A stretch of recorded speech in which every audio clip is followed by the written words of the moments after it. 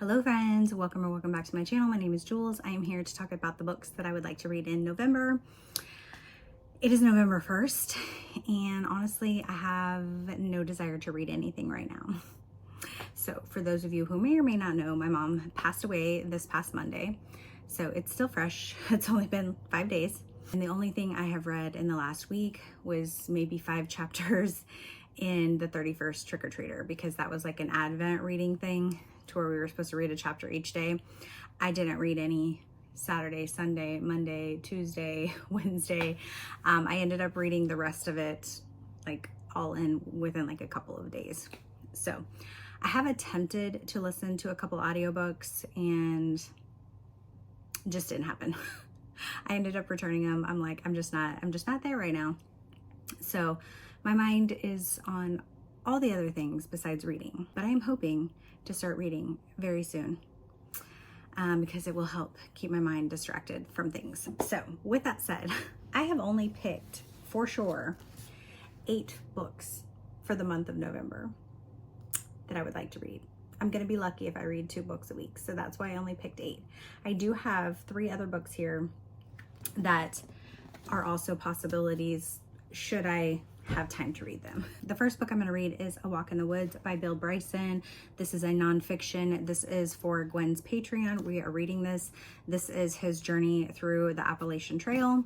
I don't know if I will like it, but I will have to say being part of Gwen's Patreon has made me read books that I would not normally have ever picked up and have really enjoyed. The second book I'm going to pick up is The Cinnamon Bun Bookstore. This is book 2 after The Pumpkin Spice Cafe.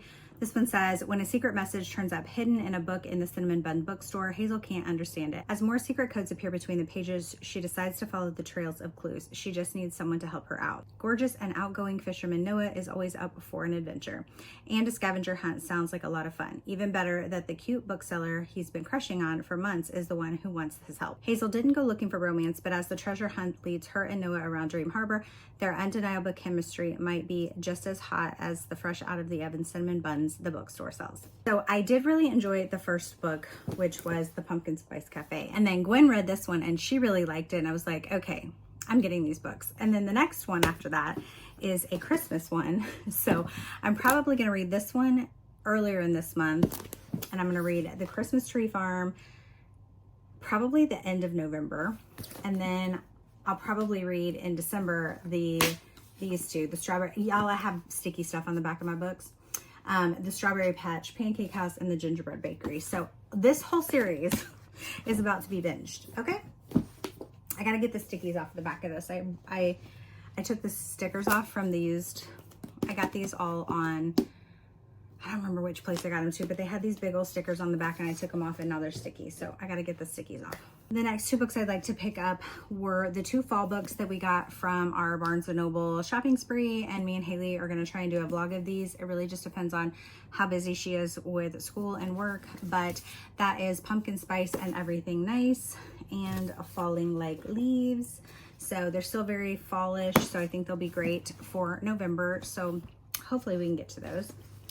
The next book I'd like to get to is When the Day Comes by Gabrielle Meyer. I have already read this. I read this in January. I enjoyed it, but I feel like I would have enjoyed it more if I wasn't rushing. So it was January and we were doing this big challenge with Gwen's Patreon.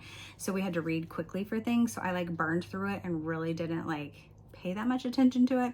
So I am going to reread this. So we're following Libby and she is actually living in 2 timelines. So she's living in 1774 and 1914. So basically she will live a day in this one timeline, and when she goes to sleep and she'll wake up in another timeline. So it's kind of like time jumping, but she's still existing in both timelines. So it's not like when she's in this timeline, there's nobody, she's not existing in this timeline. She's just only remembering as the days go. I don't know how to explain it, y'all. It's a little strange. It's historical, which is not my favorite, but I really did enjoy the aspect of her living in 2 different timelines. But basically, once she gets to a certain age, she has to choose which timeline she wants to stay in. So this is, you know, a type of magical realism that is passed down in her family.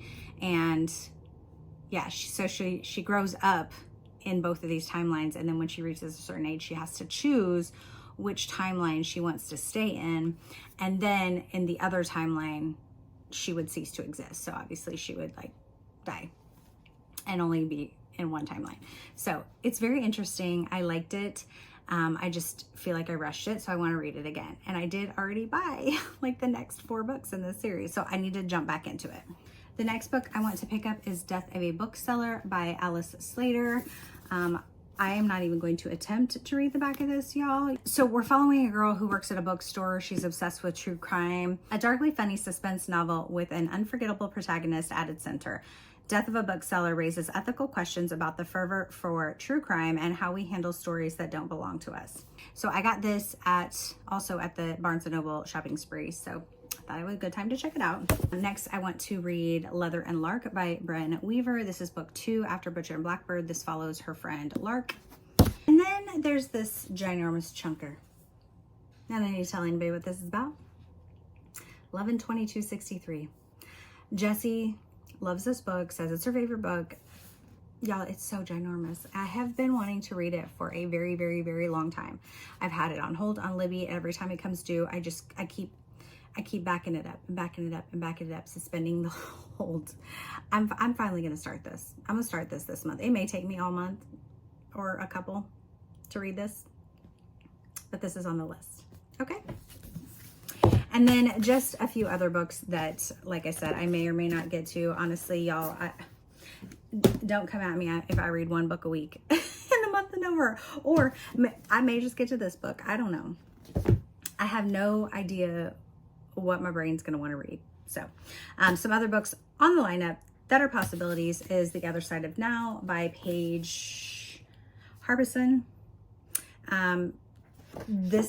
This is one that is a little bit out of my comfort zone, but it sounded interesting. This one says, with a leading role on a hit TV show and a relationship with Hollywood's latest heartthrob, Meg Bryan appears to have everything she ever wanted.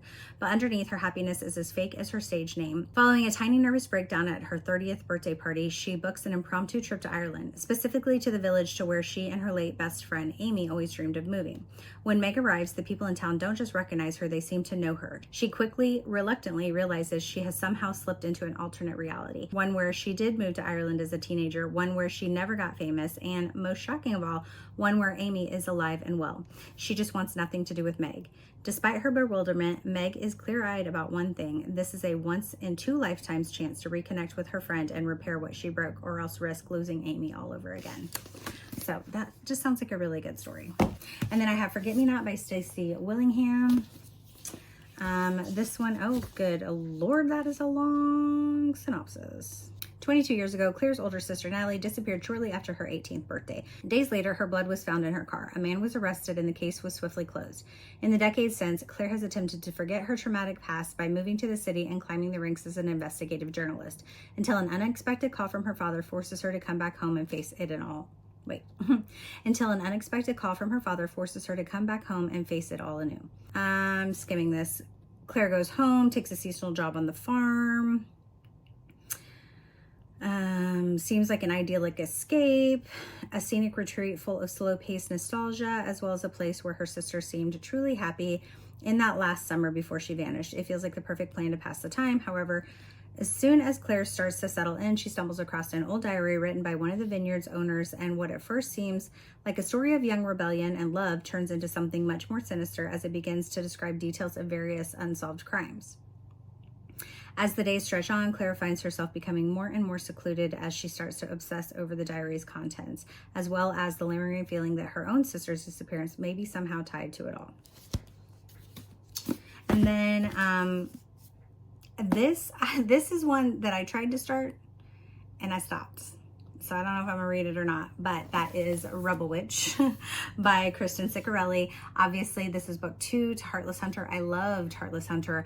I'm sure I'm going to love this book, but I feel like it's been so much time since I read the first one. I almost feel like I need to read Heartless Hunter again before I read this. So I don't know that I will get to this one this month. That's why it's on the bottom of the list. So that is it, you guys. Let me know if you have any books that you're excited to read in November. And yeah, let's cross our fingers that I have a good reading month. Okay, until my next video, friends, be yourself, be awesome, be kind. Bye.